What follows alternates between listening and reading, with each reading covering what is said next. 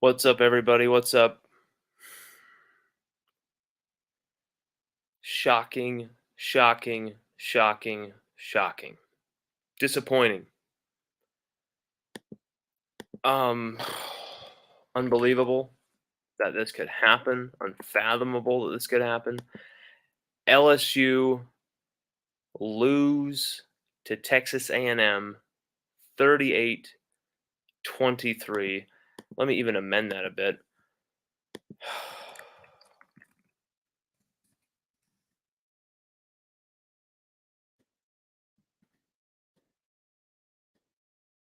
What what do you all think is the reason why LSU lost this game tonight? There's so many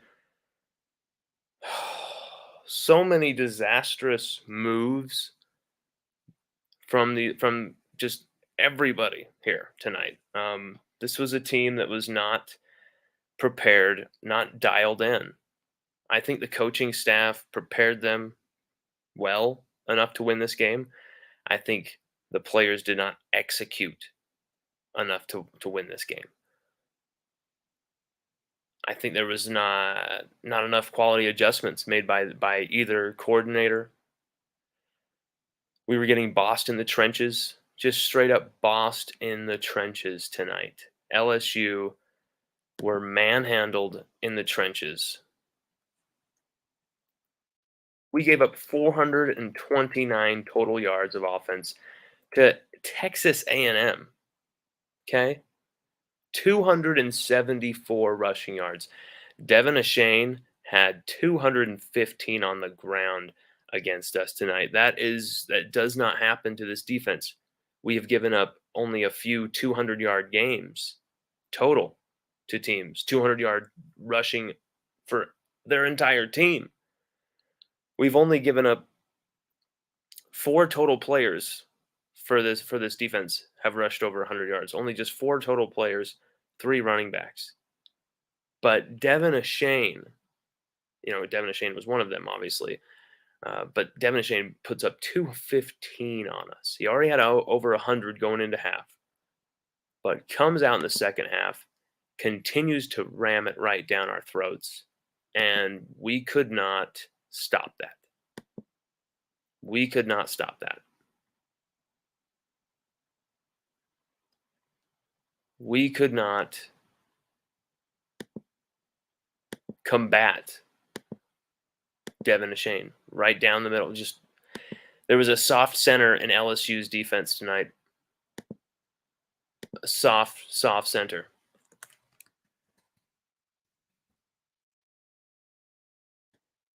They went right at us, and there was a ton of missed tackles by LSU's defense. Let's put that straight out. LSU's defense came out in this first half and set a woeful tone for the game with missed tackles left and right. There's a lot of times where LSU's defensive ends, BJ Ojolari, Ali Gay, were in the backfield, had these guys dead to rights, and could not wrap up, bring them to the ground.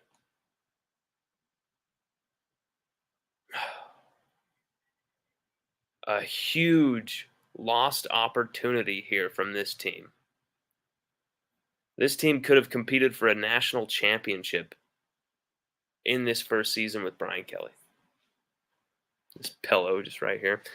This team could have been competing for a championship in Brian Kelly's first season. They'll still be able to compete for the SEC title next week, a game we will be at. Epic. But it is extremely disappointing to lose this kind of game to this opponent the way we just did going into the game with the opportunity we had, and that's why we lost this game. We were looking ahead, eyes on the prize of the SEC, the college football playoff, all the awards season, all the big stuff that awaits ahead. They got off track.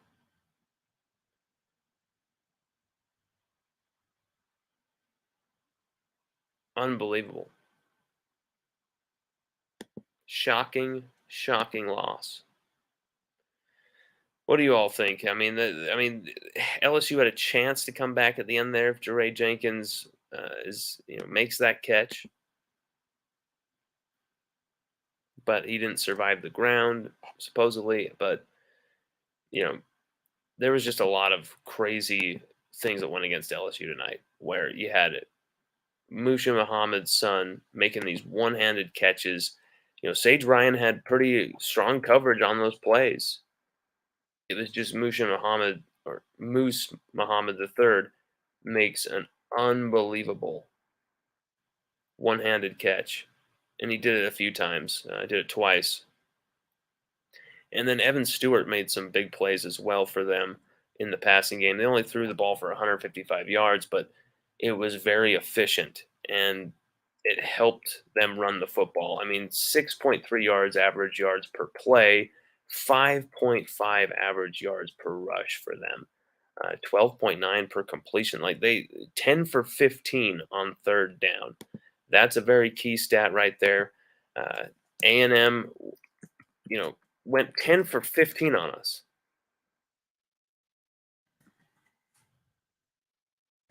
10 of 15 on third down against LSU. Against this defense, against this unbelievable LSU defense, this whole season has performed so well outside that Tennessee game. You come in to College Station, Kyle Field, and lay 38 points to Connor Wegman and this A&M squad. Allow them to go 10 of 15 on third down. Run the ball down our throats for over 200 yards.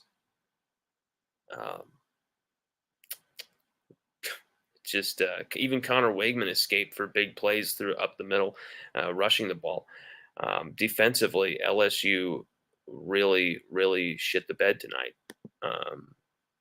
It was more so against the rushing defense, but in the secondary, we still fell short tonight, big time.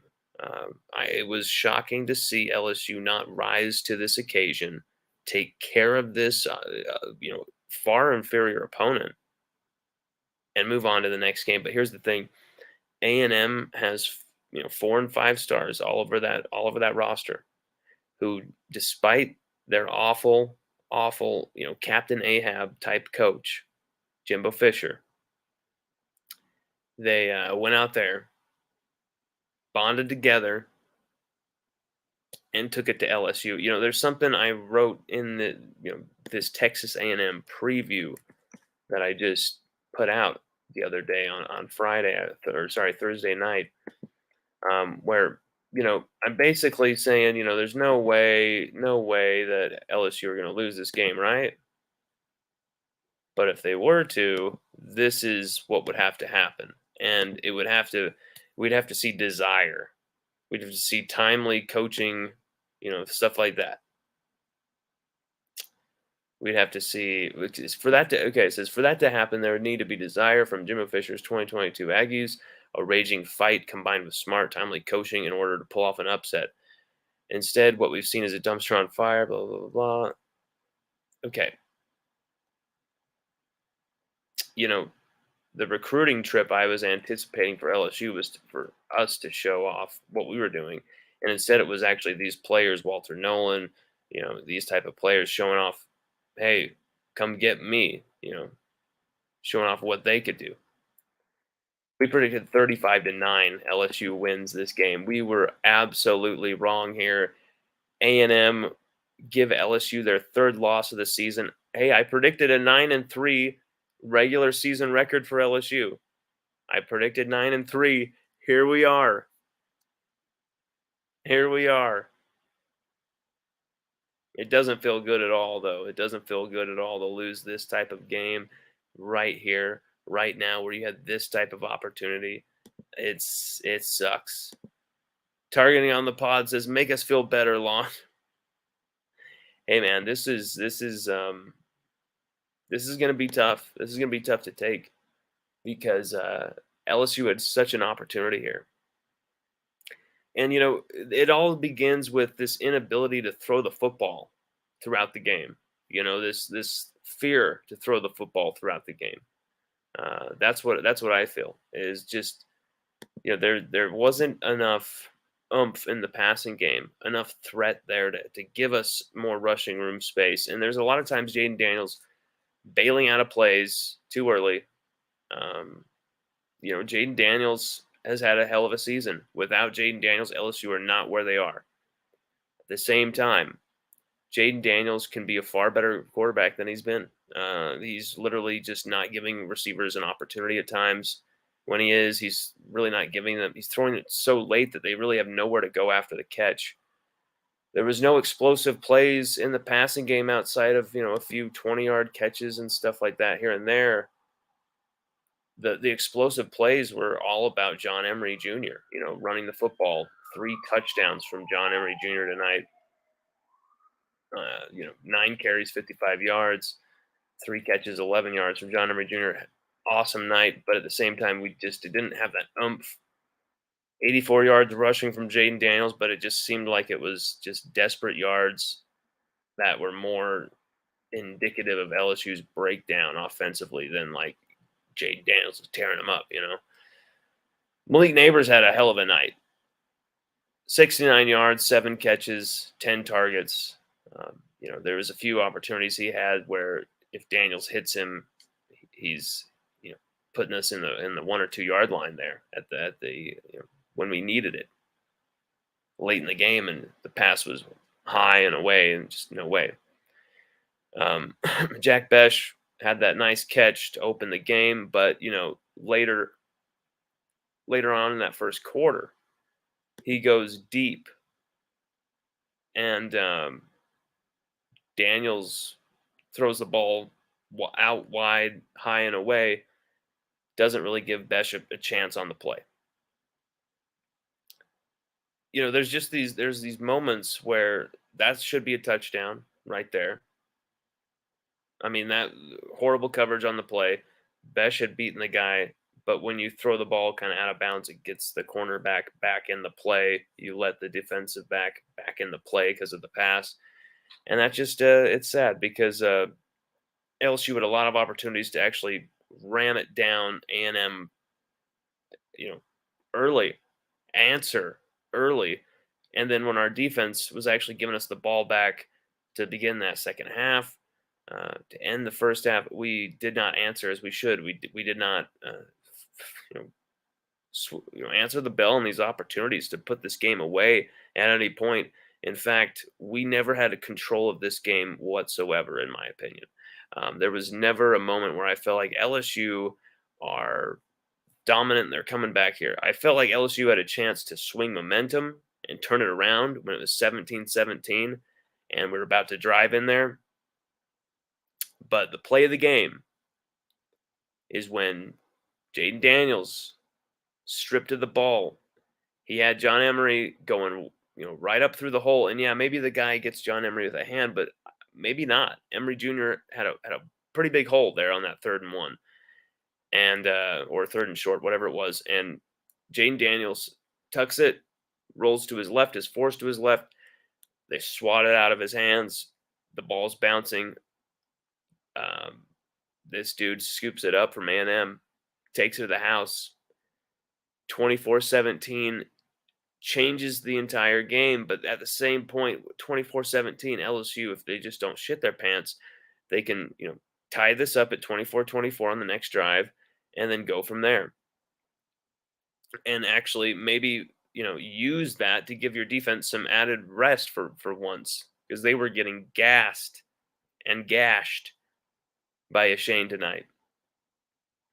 But no, immediate, 3rd and outs, giving the ball right back, and A&M punished us. They took advantage of those opportunities better than I thought they would. I thought they would let us hang around at 24-17, and it would be up to LSU to kind of overcome that. No, A&M slammed the hammer down. It was shocking to see LSU let the Aggies do that to us during their most embarrassing, most dumpster fire season.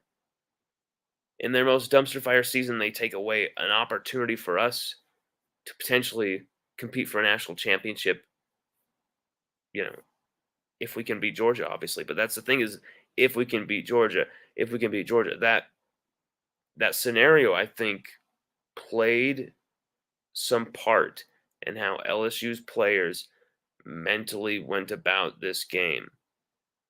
I'm not saying they took the opponent lightly. I'm not saying they didn't play up to the opponent, whatever. I think they were prepared. I just think there was a little bit of a lackadaisical, just lack of effort than we've seen. Ojulari makes those tackles. Tonight, we predicted him to have 2.5 sacks and 3 tackles for loss because we believed he was going to, enter the backfield. And obviously, he'd make those plays, right? He entered the backfield many times tonight. Couldn't make the plays. It was shocking. Ojulari, first round pick type of player. Shocking to see him, have some whiffs. At the same time, this defense has had a hell of a season. They've had a hell of a season. Maybe there's a bit of fatigue coming in here. They've saved our ass so many times this season. Maybe there's a bit of fatigue coming in here where it's like, hey, you know what, offense? Maybe you need to do what you did in the Florida game and the Alabama game and really take this game over and actually answer and maybe swing momentum, make some big plays. And instead of it relying on Jaden Daniels' legs, it could not go through the air. It could not be a game where LSU passed their way to any victory. And it was strange, the play selection on some of those third and outs that were very crucial in that third quarter, in that fourth quarter, where A&M were able to just turn the screw.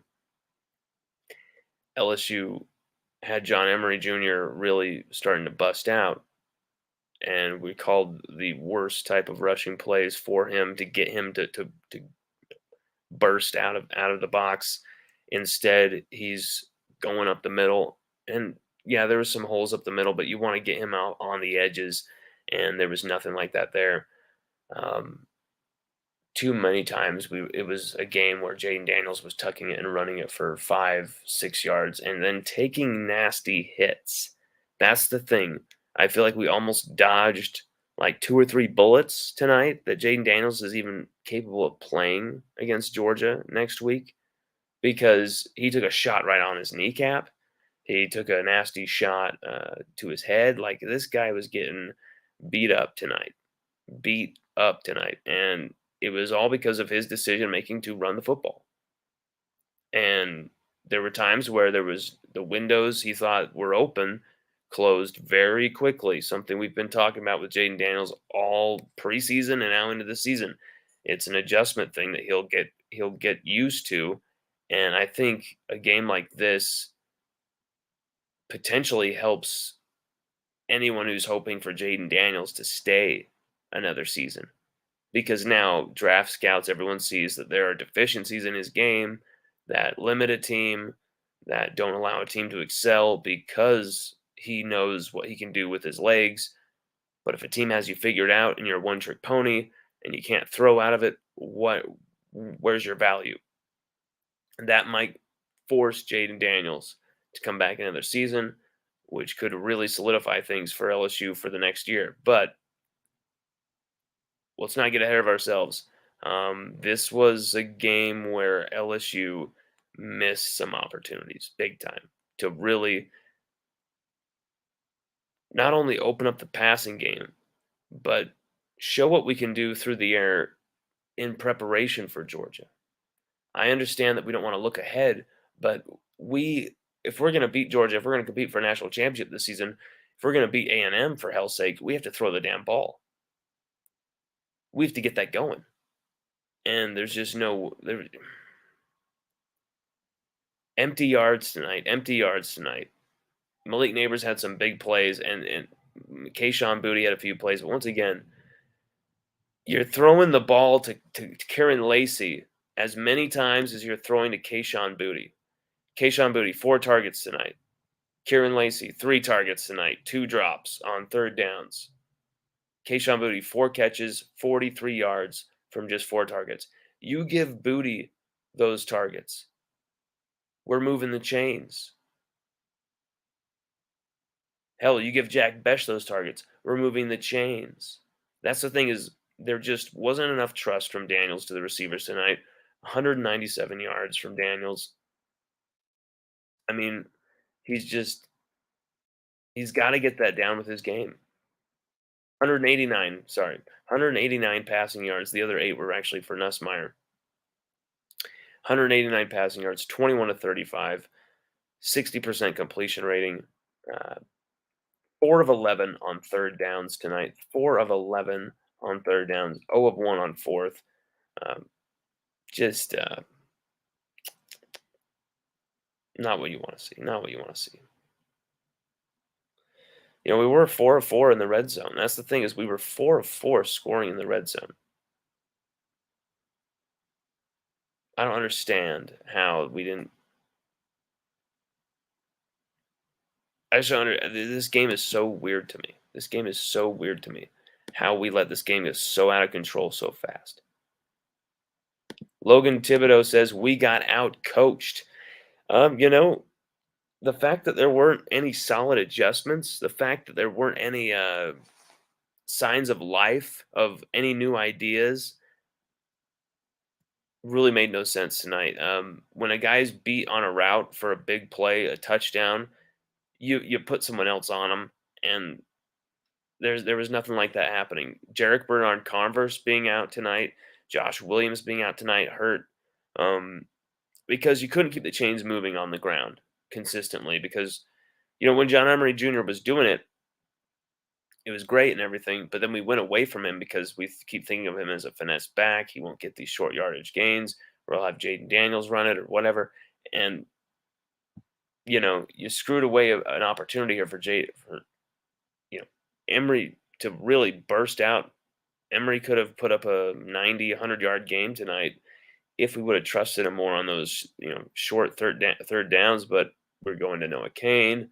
He was doing okay with some of these plays, but LSU there was a lot of RPO plays here tonight where the option was up to the quarterback of what to do here, and the wrong decision was just simply made.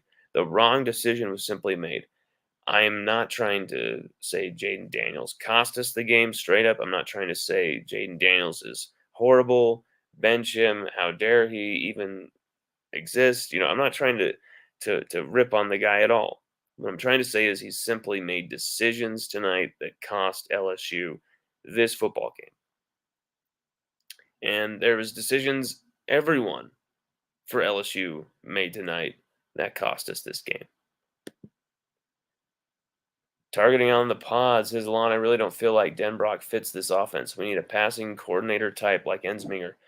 Miles Brennan looked good in the offense. Denbrock is more heavy towards tight end motion drop off.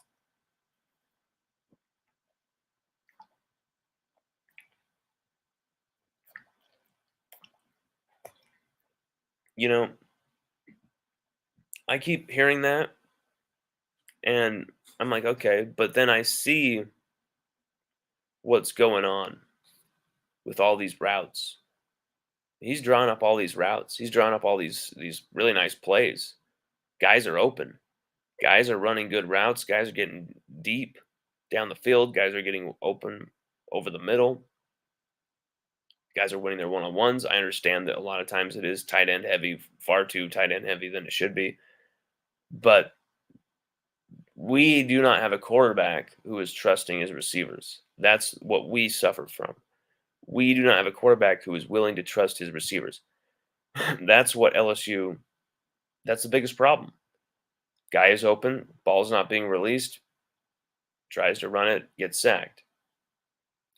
There was just simply put, Jaden Daniels has had great games. He's had masterful games. He's had poor games. And this is a poor game. This is a poor game tonight from Jaden Daniels. And here's the thing. We're still 9-3. This team has still far exceeded expectations. They're still playing for an SEC championship. Whatever you think of their chances in that game, it's still happening. But this is just going to leave a nasty taste in the mouth. Hopefully it will, encourage and push this team to try and take down Georgia. But we're not going to have a hope in hell when we're not throwing the football, especially when we have that receiving core. When we have that receiving core in every game, you look at the stats and it's Kayshawn Booty, a guy who should be having, 7 or 8 100-yard games a season. He's having 4 catches, 43 yards. Jack Besh, 1 catch, 15. Even Malik Neighbors, 6 for 69. Malik Neighbors has gotten the ball more than anybody, but even he's not getting it enough. There are just glaring missed opportunities here in the passing game that I'm seeing. And when you see the all 22 footage from this LSU team, it becomes even more clear of the even more obvious the missed opportunities in this passing game. Hunter Edwards says, "I still don't understand what he saw there. That was the swing." Let me think. I'm trying to think of what you're thinking about, Hunter. Sorry. Lon, you're smarter than me. What the F was the 2-point conversion attempt reasoning? I don't understand. I don't understand why you go for 2 right there. I mean, obviously, it opened up Jaden to an unnecessary hit, but you just kick the PAT and you just go. You roll. Just go. What the hell is going for 2 there going to get you? I love when Brian Kelly goes for 2. Okay, this is not the situation to do it. This is not the situation to do it.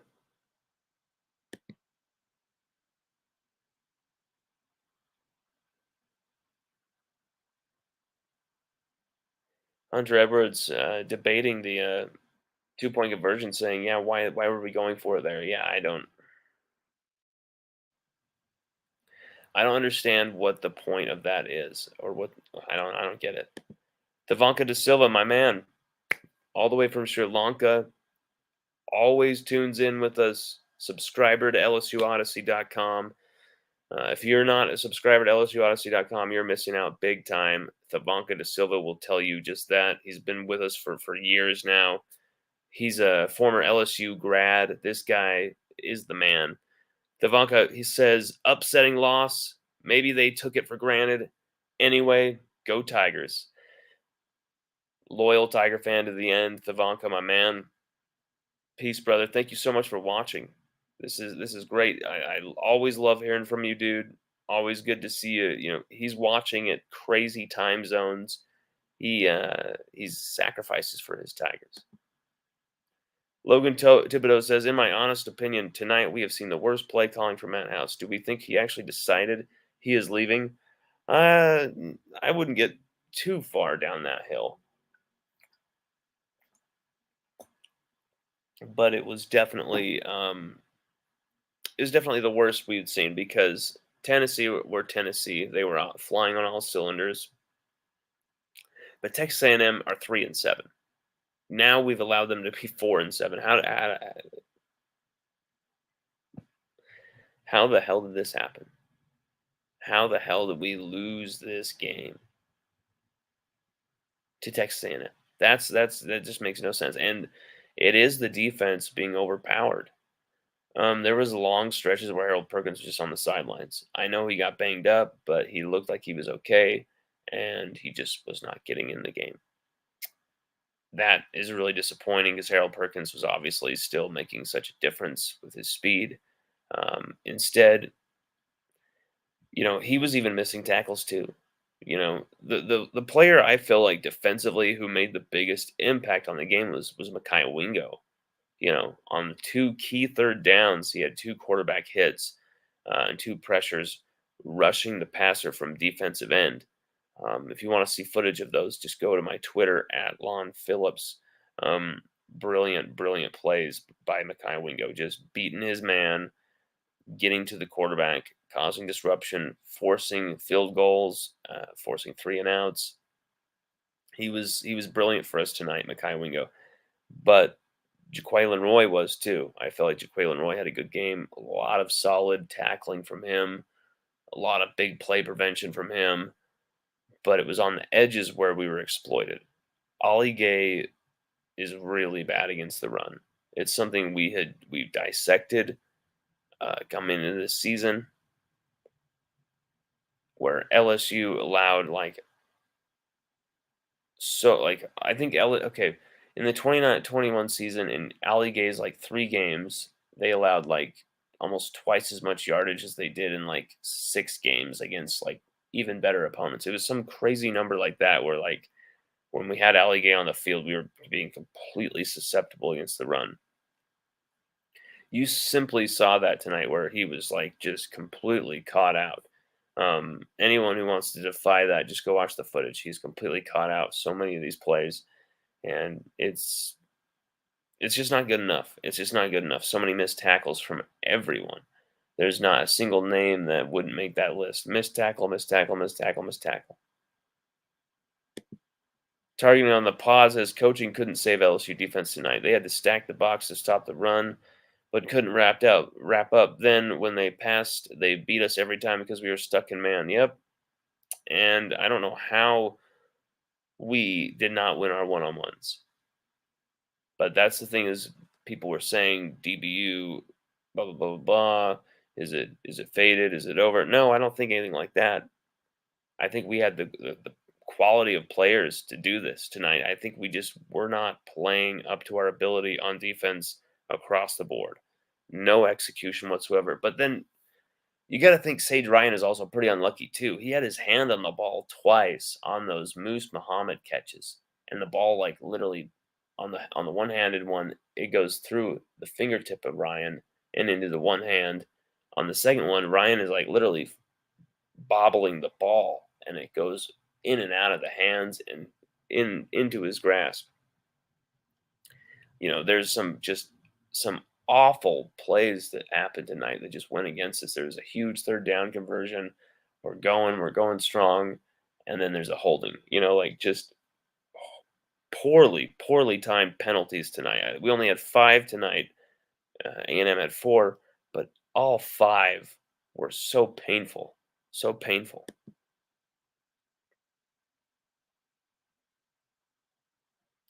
Yeah, when guys aren't tackling, it's over. There just was no tackling.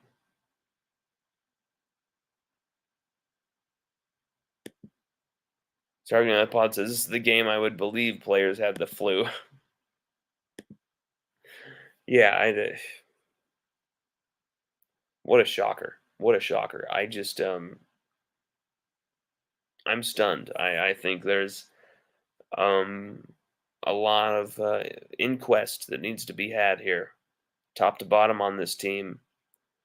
Um, we've had a hell of a season, hell of a ride, but we really just lost an opportunity that I think we need to talk more about because I know a lot of people didn't give us a chance to beat Georgia, but you beat A&M. You take care of business against A&M, even if you have to escape. You go into that game ranked number 4 in the country, playing the defending national champion, undefeated Georgia Bulldogs with a chance. If you beat them, you're in the college football playoff. LSU lost that opportunity tonight, and that's sad. That really, to me, is the thing that matters most here. Is we had a chance to play for a national championship this season, and I mean that's incredible. And that doesn't happen every single season unless you're at Alabama or whatever. But maybe that's going to start happening at LSU now with Brian Kelly. Maybe this is not the first chance this is going to happen where, maybe it's clearly not the team that's going to take us over that hill. But it's still just incredible that this team got this close, in my opinion. But it is even more incredible that we lose to A&M to lose that opportunity. And we lose to A&M by 15 points. That's just to me unacceptable and inexcusable, just disgraceful. And still, this team have showed a lot of fight. This team showed a lot of flair, ability to get it going on offense in certain games. This team has shown they can put it together. But yet again, this team has never played a full, complete 4 quarters this season. This team has still not played a complete game this year. This team still has not played uh, an offensive game that is really up to their par outside of Florida, and there's still maybe some missed moments in there. And yet we're still 9-3, and with a shot to beat Georgia in the SEC title game, and we're headed for a New Year's Six bowl. LSU are headed for a New Year's Six bowl, and that's fantastic. But you want to be in the college football playoff. You want to be competing for national championships. That's what Brian Kelly came here for. It's stunning that he was able to get us this close to that goal in year one, but it is equally shocking, equally as devastating that we fall to Texas A&M tonight to close the book on that dream. The dream is over. To quote John Lennon. Unbelievable. Unbelievable, but believe it, because LSU just had it happen. Everybody, thank you for joining me. We're going to have far more coverage of this, and I just want you all to know we're going to have some incredible coverage, special coverage for you this coming weekend and starting Friday. LSUODYSSEY.com will be, drum roll, drum roll, drum roll, drum roll, drum roll, drum roll, drum roll.